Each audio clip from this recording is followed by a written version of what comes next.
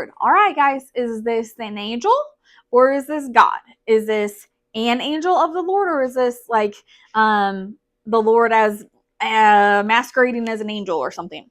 Okay, so in the ancient world, when you would send out an emissary, a messenger, that messenger has the responsibility to speak exactly as you would speak, to speak for you, to speak in your, we might say if we're writing in our voice, right? So last night we gave the example that usually this is for royalty. So if one of us were sent out to speak for royalty, we would have to speak their will, their words, their message exactly as it was. We can't paraphrase. We cannot add or subtract. We are speaking for the person we're sent from. And this is a very big deal. This is a lot of responsibility. Okay. So in the same way, the angel of the Lord is the messenger endowed with the authority of Yahweh, of the Lord. Thus, when the angel is speaking, it is just as if God is speaking, because the angel was sent on God's behalf. Okay, so then what about verse 5? Because the angel tells Moses to take off your sandals, you're standing on holy ground. We have other instances in scripture where angels say, don't bow down to me. So why is the angel demanding respect from Moses in this section?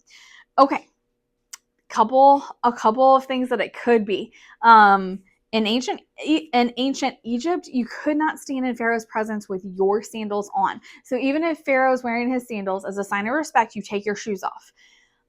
Where was Moses educated? In Pharaoh's household. What was the culture he grew up in? Very much this Egyptian culture. So this may have been more for Moses to realize the sanctity, the specialness, if you will. That specialness is not a word, but this, the sacredness of this ground. And it may be more symbolic for Moses than for showing respect for an angel. It may be about showing respect for God. Some people have suggested it's about not tracking dirt into God's presence. I would submit to you that you're on a mountain, there's already dirt there. But anyway, regardless, I think the idea here is this is a sacred space. And so this is Moses understanding that and learning that. Okay. So we're going to read Exodus 3:7-12 now. Okay.